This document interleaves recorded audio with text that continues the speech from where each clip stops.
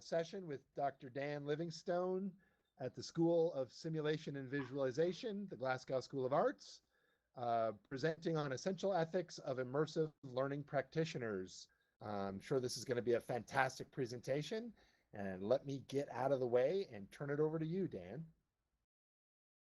Thank you. Thank you very much, John. This is going to be a short presentation, actually, and then we're going to have some discussion and some breakout discussion time.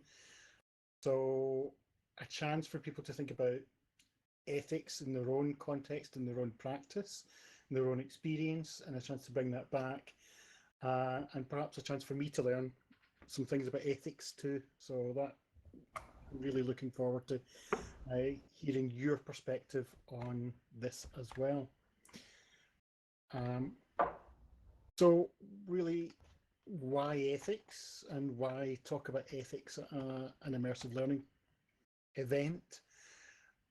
From a computer science background, the ethics class is one of those classes that is, you know, a little bit in the fringes of the curriculum sometimes, and sometimes not necessarily well attended or particularly paid much attention to, but actually it's a really core important topic in computing, in information technology, and in education.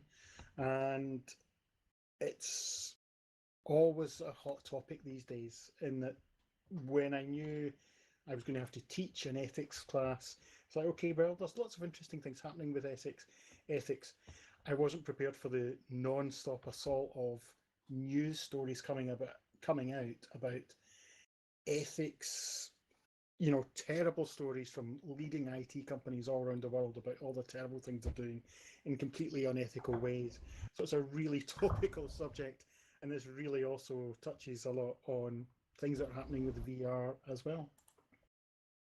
But sometimes it can also be fun, and a little bit more fun, thinking about ethics in immersive systems and in virtual reality. And we can think about, you know, is ethics actually relevant? Is it just a fun thing, or just like a thought experiment? What meaning do we actually have from it? You know, how significant are ethical issues in virtual worlds and in virtual learning spaces and immersive learning spaces? Hopefully, at the end of this presentation, you'll have the idea that it is important, and then we'll move on, and a chance for you to raise your own ethical issues in discussion. So it really is a question of, you know, what is essential from the point of view. Why have I called this essential ethics? And it's because I really want to try and have a fairly pragmatic view of ethics, a practical view. I'm not going to use jargon. We're not going to spend too much time in deep thought experiments. Let's just keep it practical and useful as far as being an education practitioner. And really trying to sell you the point that you should be making consideration of ethics in your own practice. And there will be links and resources available for a lot more information. Before I go too deep into immersive ethics, it's worth pointing out that, you know, we've come here from looking at a wide range of ethical issues that have come up in computing and computing science and engineering technology. But a lot of those issues, they're not necessarily new issues. They're just maybe new twists on existing issues.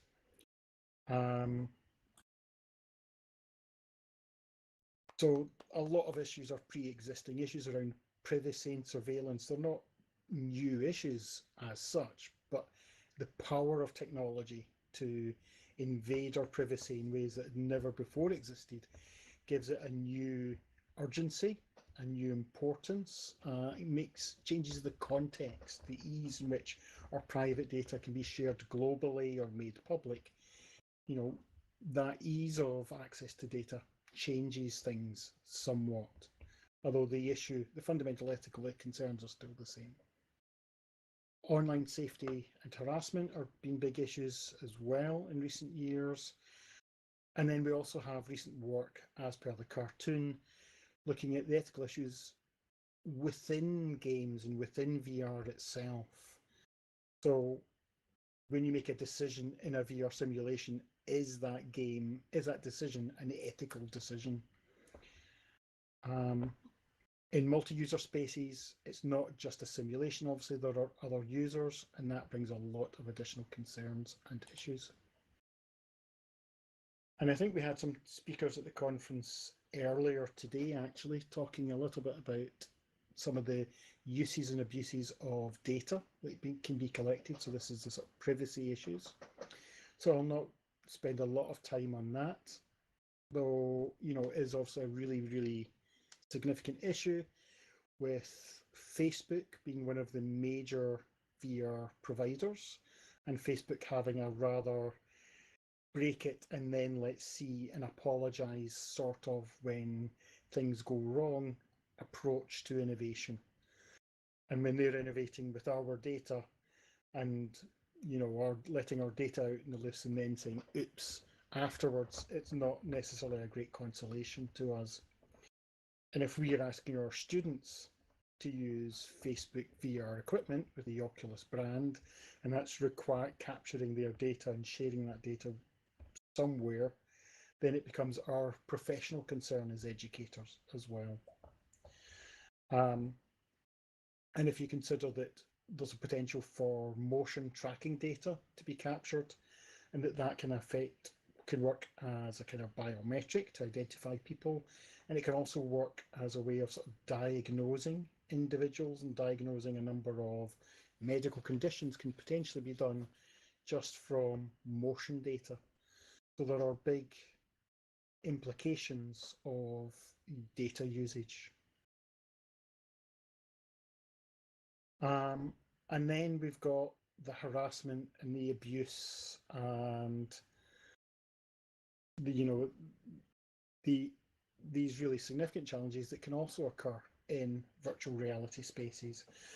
And this particular case on screen is not the first example of kind of sexual abuse or sexual harassment within a virtual space, and it certainly won't be the last. This was an interesting one in that this occurred in a VR game called Quiver, and the makers of the game called Quiver responded to this very quickly, and they were very shocked that this happened, and they very quickly implemented some changes to the game to address this, to prevent it from happening again. But really, kind of almost like the lesson here is, why did they not expect something like that to happen? Because it was not a surprise that that kind of harassment and sort of virtual sexual abuse, in effect, happens in virtual world spaces. It's not a novel thing to happen. It's not a new thing to happen. And it goes all the way back to text-based virtual worlds and the classic work by Julian Dibble from The Village Voice in the late 90s, you know, describing this kind of interaction. And so there's a kind of a failure there in educating developers and educating people who are creating these experiences to not think about how users might abuse the technology. And so that's one key thing, is that we are taking students into an environment. We need to think of, well, are our students going to behave themselves? If we're taking our students into an environment where they're going to interact in a virtual world with other people from the general public, are our students going to know how to keep themselves safe in that environment? Do they know what the bounds are? Do they know how to protect themselves virtually from what can be an emotionally traumatizing and emotionally troubling experience? Happily, something that did not have an emotional impact to it, but going back quite a few years with a class I was teaching in virtual worlds, and we were visiting multiple virtual worlds that were open to the public, you know, one of the students very happily was very much laughing it off, but, you know, revealed that, you know, someone else had sent them messages asking them to get involved in some sexting. They actually spoke this out loud. Hey, so-and-so has just sent me a message saying, and the other user just disappeared from the scene so quickly. And it was something that, you know, our student found very amusing, but they need to be prepared to know that when they are in shared environments, strange things can happen. And we've got to be aware why sometimes these things happen in virtual worlds and in virtual reality that we might not expect to happen if we just took our students on a class trip somewhere in the real world. Why is this level of behaviour so different? There's probably a lot more can be written about this, but one basic aspect is we have this thing called moral disengagement. This idea that in certain spaces, the moral rules are different. And it's quite a big topic. It's the only really, I think, technical aspect of ethics I'm going to discuss. But this idea that you're in a situation where the normal rules of behaviour do not apply. And this is something we do all the time when we're playing computer games. If anyone plays any sort of first-person shooter type games where you're running around killing people, or any multi-user battle royale games where you're killing all the other players as much as you can, there's a rule set, there's a way of trying to govern that and a context for it to apply, but really you're behaving in a way you wouldn't in the real world. And one issue is that for some users, that moral disengagement applies equally in shared VR and in shared virtual worlds, even if it's somewhere like a campus like this, like Verbella. For some users might come in here and they might still have that sort of moral disengagement of, this is just a game. I can play around and it doesn't really matter what I do because it's not real. And I think anyone's had a lot of time with things like Second Life will have really experienced this, that for a lot of users, it is real. It is a very real place with real relationships and real emotions. But for other users, it's a place where you can just play out fantasies. You can be mean, you can be bad, you can upset other people. It doesn't matter because it's not real. So there are, things that we need to be aware of when we bring users into online spaces. But that can be good in a way as well, because we can also use virtual reality and virtual worlds to create safe spaces for bad behaviour. And a really good example of this is EVE Online, which is one of the few massively multiplayer online games that really encourages players to cheat and be mean and really do all sorts of devious schemes that are going to cheat other players, as long as it is in the context of the game. So it allows people to role play. So if you can imagine, if you set up in school a sort of model United Nations, you might go in with this idea that all the countries are going to try and be nice and be pals, whereas some people might go, well, actually, no, I'm going to act like a country that's being devious and is just going to try and manipulate other countries to get what we want. And so it allows people a space to really explore and try out different behaviours. And that could be something that we could actually use in classes. So EVE Online still does have some rules. Basically, as long as your behaviour is in character and in the character of the game, and the game is a game where being devious is part of the game, is a ruthless cutthroat world or universe. As long as it's in character, it's permitted. You're trying to do something that's out of character, like you're actually trying to reveal docs another user or do something that affects another user in real life, then that is forbidden. So it gives you a safe space to explore some kind of bad or different behaviour. But when we come to virtual worlds and using immersive learning with our students, we can learn from a lot of these experiences. And I think, Kevin highlighted there, terms of use and terms of service are important. And they're very important in online games. If there's no rules about what's allowed, then how do you justify banning someone when they do things you don't want to allow? And I think codes of conduct for online immersive learning spaces are equally quite important. I think in many cases, most institutions have IT rules for using the network, and you'll actually often find that just importing those rules into an online space that you're using with students may be enough, may be sufficient, but you need to make clear that there are rules and the rules apply. And rules up front can help, avoid problems and help prevent things going wrong. I think I'm probably talking much more than I meant to, so I'm going to try and speed up a little bit.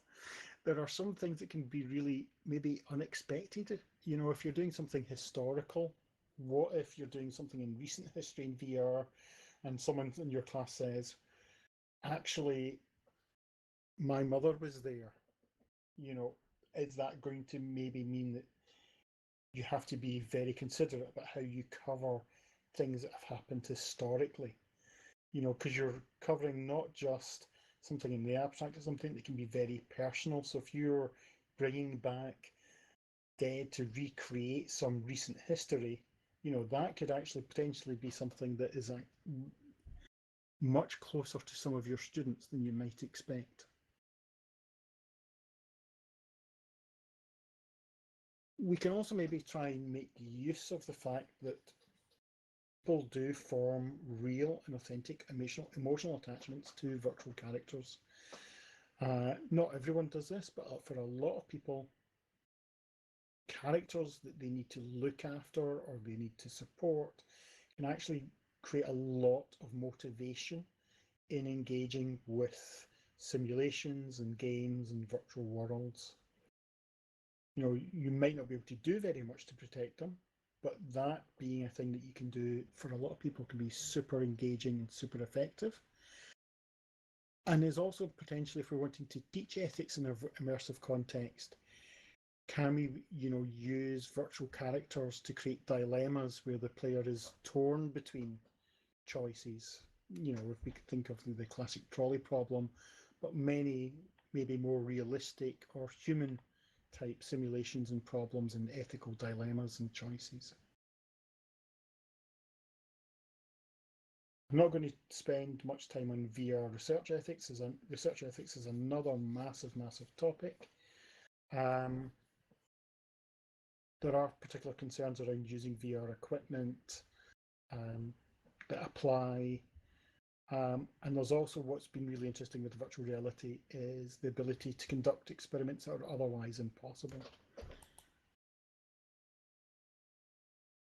I think I am going to just move through so we can actually have some discussion time, because otherwise I'm going to really run down the clock on that. But things we need to be aware of: some users can be prone to motion sickness. Sensory stimulus from asking people to spend a lot of time in VR can be high, can be very tiring. And we also need to be aware, if we're rolling this out for all students in a class, is everyone able to get the benefit of VR or immersive learning? Do we have alternative ways of supporting that?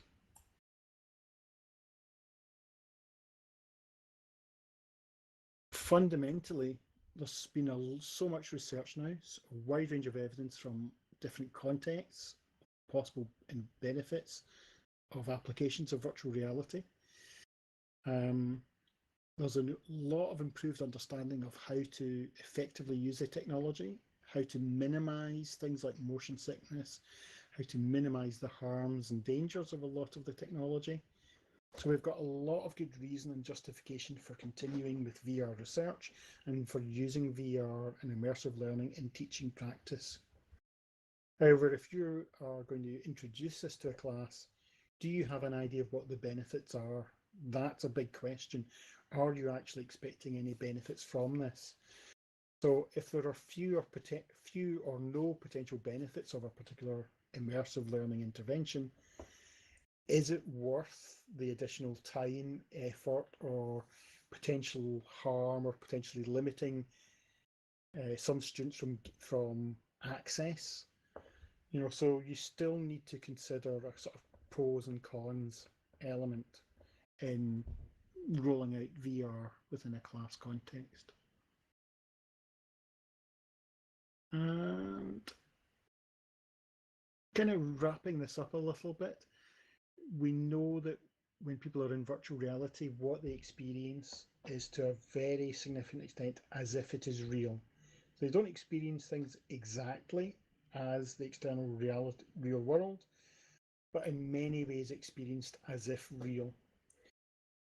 And so we have to consider if there are some experiences that could be too real or too problematic or too traumatic when they are done in VR. And there may be some things that might be okay in a normal desktop computer game, but when you do it in VR, might be just a little bit too traumatic for users, for students.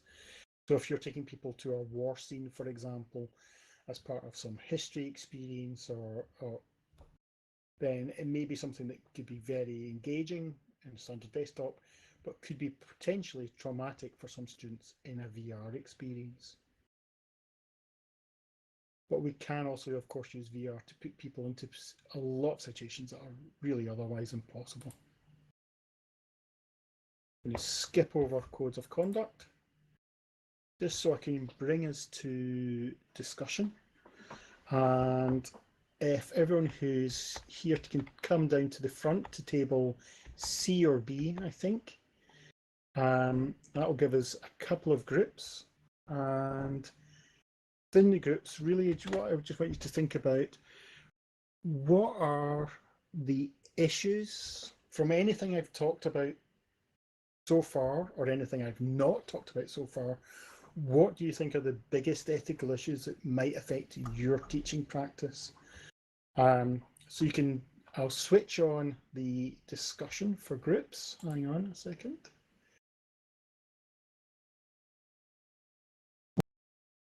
Okay, everyone should have a private chat space within your tables. If you join a table, you'll be able to discuss within that table.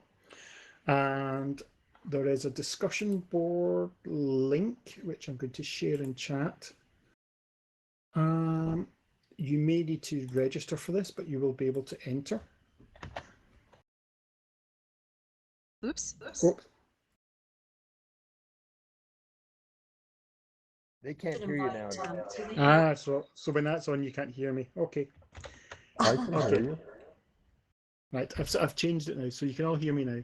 So I'm going to switch on the chat around the tables, and I think when I do that, you won't be able to hear me anymore. So there is a link I've just posted in the text chat. If you open that, that will take you to a Miro board that you can use to enter issues. And what I want is, within your table, just try and think of what are the big issues that affect you, or that are most important. And we can spend quite a bit of time in this. I'm going to get kicked off the table here in half an hour for the Boston group. But you know, we've got a bit of time to chat within groups, and I'll come round. So does everyone know what's going on then, or is there any questions before I? Sure. There's been a lot of questions or statements in the chat already. Let's make sure not to lose those. Yeah, absolutely. So if there's anything from the chat that you want to do, and you can also put that into the Miro board. So I can see a couple of people have managed to get into the Miro board already, Kevin and Heather. So try logging into Miro. If at least one person in each table can take the notes potentially. And I will put the board also up on the big screen. Oh, so we just need one person per table to have a mirror. If everyone logs in, it's probably even better, because then you can all just do your own thing and leave comments. That would be ideal. I'm going to... There we go. So we can see the Miro board now. Oh my gosh, this Miro board is huge. Isn't this cool? I like this. Oh, and we can see Heather is at table B. And so if you're in table B, oops, didn't need to move that, then you can just zoom in, click on an issue, and double click, and then you can just type whatever it is you think is important. All right. And switch on the table volumes, and then you can also chat in your groups as well. Okay. Got it.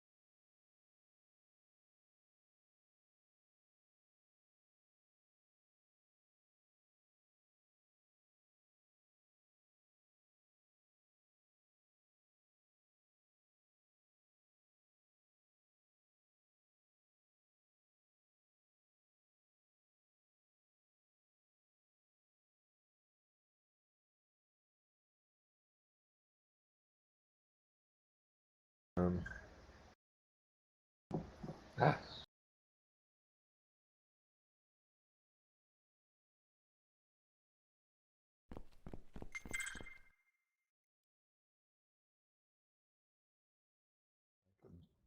Do another one, actually. Oh, Heather, I you can do want to- another one too. Oh, okay. Wait, Let's one see. already, Jeff. Yeah. Let's see. Actually, I'll add one to a different table. I'm just, Ah. Yes.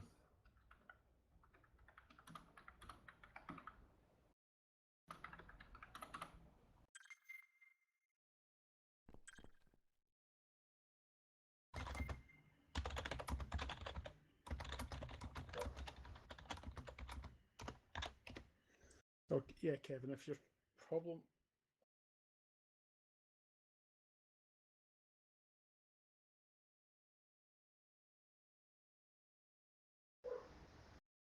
What's going on? Everything okay? Yep. So I think Kevin's having audio problems. Oh. So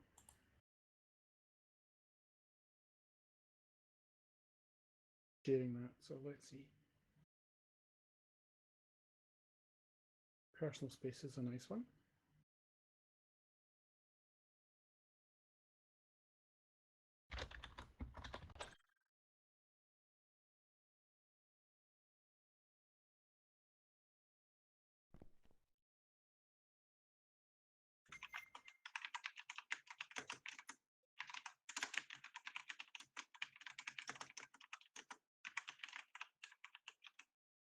Hmm.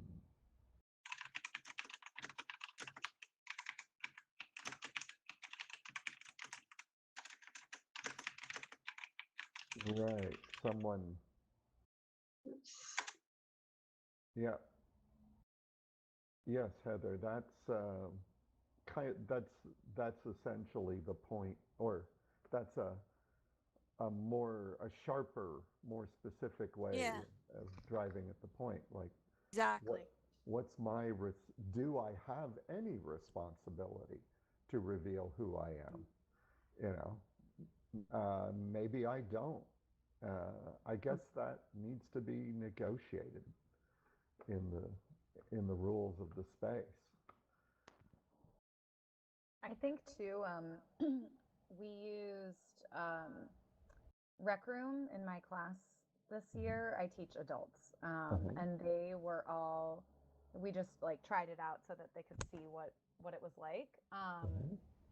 They were all shocked to find out like how many children are in there, and Oh, you know, yeah. just thinking about all the issues with Oh yeah. right, like adults pretending to be children as well. Right. Oh, And yeah. you know, like not that they came across anybody, but that was the first thing that a lot of them thought about was like, oh my god, who would use this? How could it be misused or abused? Yeah. Eileen, do you want to add that to a card under? Oh yeah, sure. one of these areas. Can we add more cards? I think left to right. I'm sure we can. I think Sure. on the left tab there's like there's Oh, we just grab them. Yeah. yeah, you can like make a new Oh, I see. card. We So can use these colored dots to, I don't know, vote on things. Hmm. Yes, children and minors in spaces. Hmm. I'm gonna add. I had a rec room. Matches right with that, Eileen. So,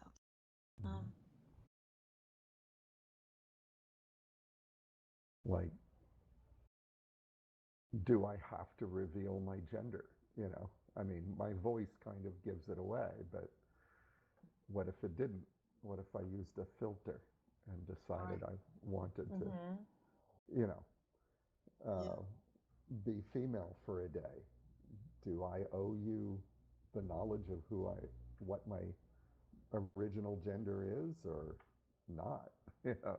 That's a really tricky one for me. I mean, some of these others are, I think less so, but yeah, I find that one hard. Well, it could matter because, you know, there might be situations where it's okay for a person of one gender to say something, but if they were other gender, particularly when they're talking to you, you know.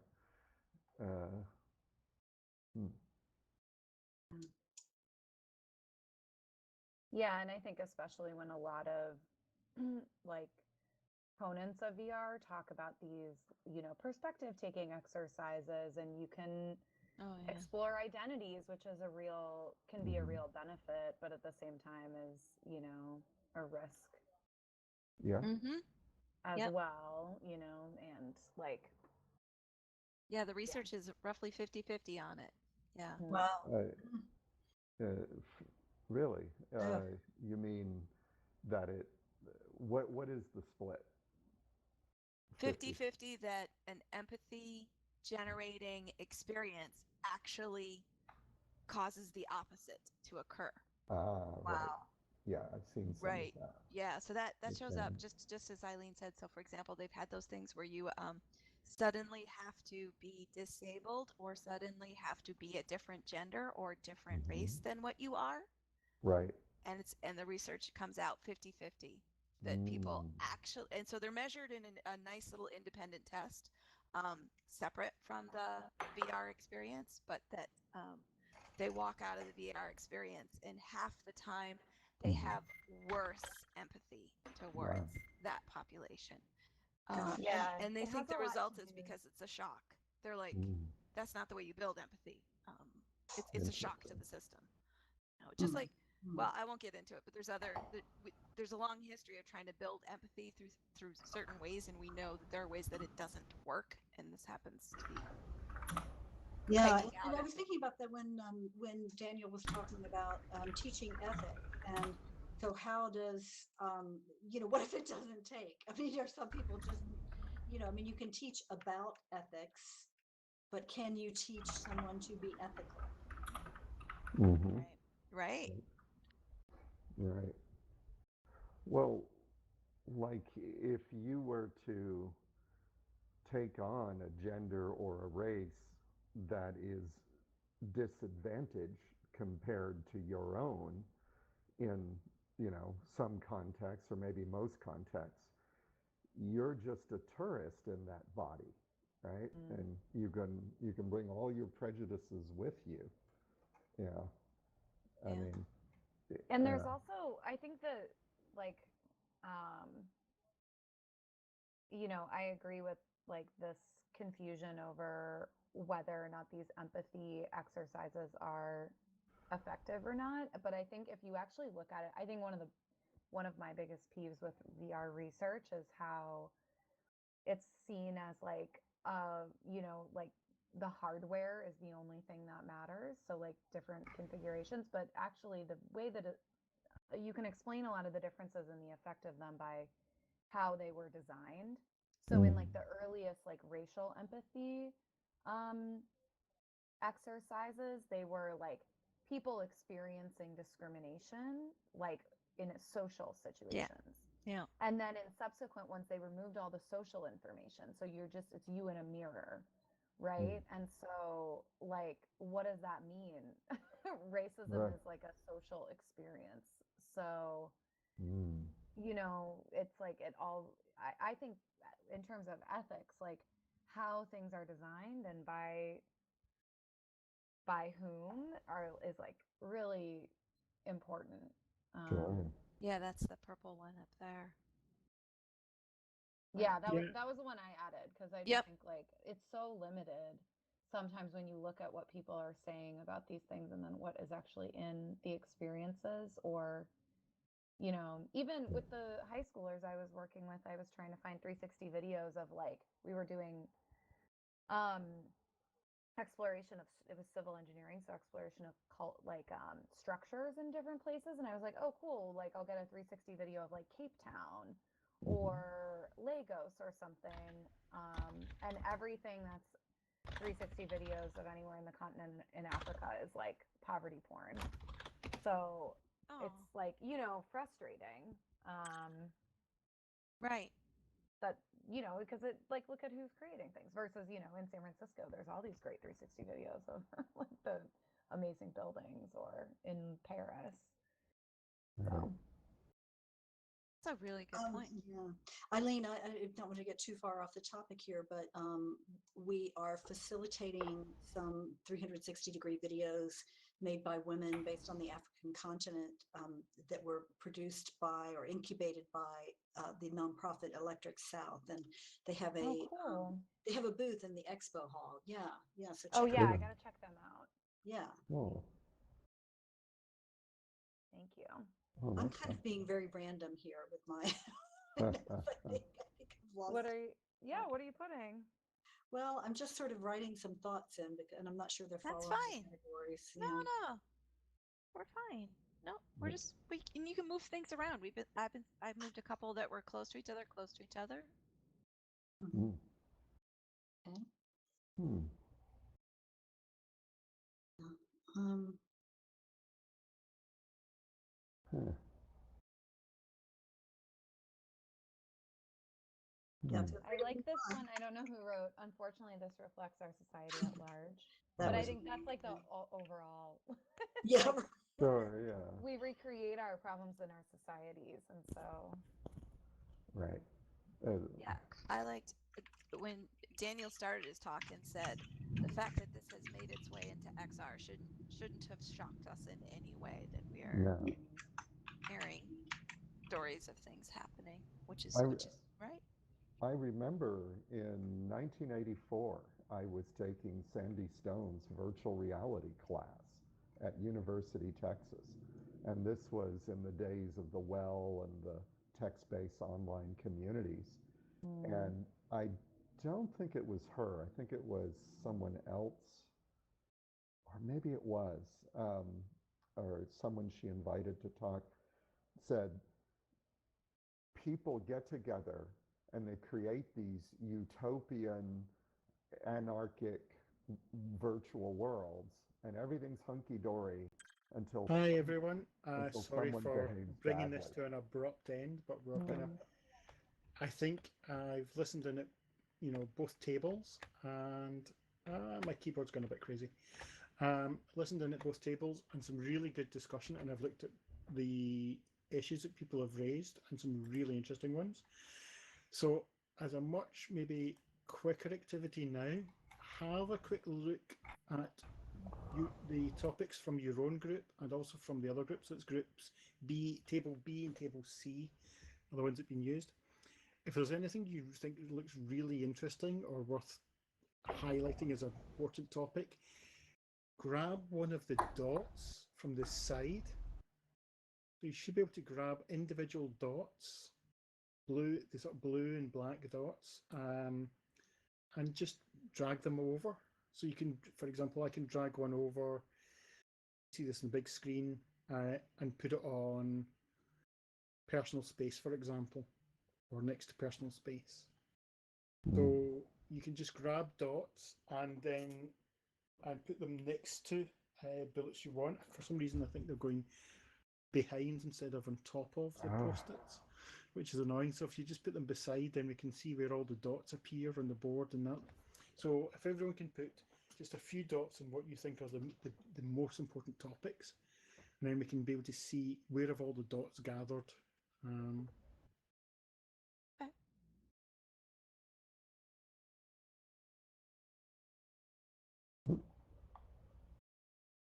Normally, I think I would allow each group to summarise their discussion, but I think we're maybe quite tight for time. Why not anyway? Heather, I'm going to nominate you just because. Is there anything in particular from your group? So many interesting issues there. Lots in harassment, but some other things in there as well. Anything you want to really highlight or pick out? We got sort of torn around this idea of people not necessarily reflecting themselves accurately, or do they, or should they? So avatars that don't reflect them, or are they purposely trying to experiment and be a different personality that day? We got caught a lot around that one. Who you are and who you choose to be, and can you make your choice on any given day, and does everybody else react back to that, and in a good way or a bad way? So yeah, so it's kind of, there's a lot about who you are and who you think you are, and there's a lot of identity issues in virtual worlds. We talked briefly also about the empathy issue, about the fact that the research is still out on whether VR actually can positively impact empathy, because it seems to be it's roughly at 50-50 whether or not it will or won't. Could cause a negative reaction. Yeah, I mean, I think both have been shown. I think both results have been shown. So it's kind of like almost like means you just really need to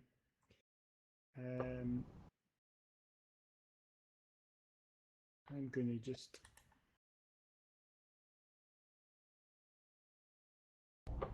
making a few edits here just to do this. So yeah, it just shows that you need to be careful what you're doing, because if I guess unintended consequences then, because you might think you're doing it in the way that makes it work well. Oops. Yeah. But you actually might be doing a bad thing instead. Mm-hmm. So yeah, so that's definitely there. Kevin, I think you were introducing some interesting things there also about social engineering, in particular with augmented reality and location-based services. Mm. And so doxing and identity when it comes out from the virtual world becomes a big thing as well. There was one there that I added actually that I hadn't put in the talk before, but I thought just when we were sitting around the table, which was to do with keeping records and data preservation. And we see this with computer games and recording things. You know, if you've got lessons that go into book form, then that's something that's really well preserved. If you've got educational materials that are going into virtual world form, we've seen so much stuff in games and from Second Life has already been lost. You know, how do we maintain and preserve the content that's useful and good content? So those are also interesting things. Mm. I'm going to.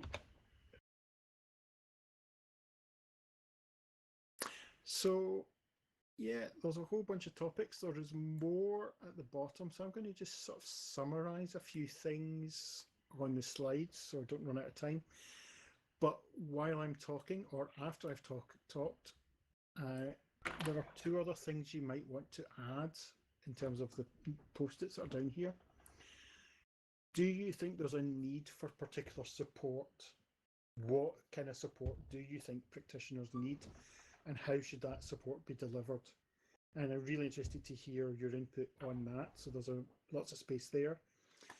Are there any resources you recommend? And I've pre-filled a few things on that. So a few resources to get started, including a fairly academic reading list, but also includes presentations and a few more practical things. So there's a few things there in terms of useful resources to get people started with ethics for VR more generally, but some of that might be for teaching and practitioner use specifically. So some useful resources there. If you know any resources, please share them. If there's anything you think you need, then that would also be great. So I'm going to try and come back to presentation to wrap up, because I think I've got about 6 minutes. That's correct. And while I do this, any quick questions before I get to my summing up? Where is this resource? I'm sorry, this list of articles. It's on the Miro board. So if you're on that Miro board, yeah. If you go down a bit, so if you can zoom out with it, and then if you scroll down, there is a there are resources. But I will also share you the link to my sort of bibliography reading list. I'll just put that in the chat just now. I noticed you had put some attachments on your item in Shed, Danielle. Is that the same collection? It's not got that list. It's got the first version of this presentation. Oh, okay. And I'm trying to No worries. get the presentation to show up again. Oh, at this exact moment, the slide board is like, no.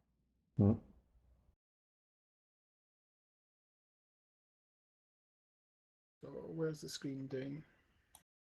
There we go. Yeah, we're back to slides, but we're on slide 1. I'll just fire through quickly. Okay. And so this was where we are. We had our discussion. One of the resources is the paper by Madurai and Metzinger, and it's a really interesting worthwhile paper to read. It maybe tries to cover too much in one paper. It also does research ethics, but does have some basic recommendations for the use of VR by general public as well as by researchers. So that is itself a worthwhile resource with some basic recommendations for VR use. And just to really say, I said this was about essential ethics for VR, and I've not actually told you yet what those are. So what are the essential ethics for virtual reality? And I would say it's hard to be really prescriptive and say, you know, these are the rules for what you need to do. What we can say is you need to be aware of as many of the issues that might arise as possible. So you need a good awareness of what the problems are likely to be. We're not going to tell you, I can't tell you what the solutions need to be for you, for your class, or for this particular application that you're making.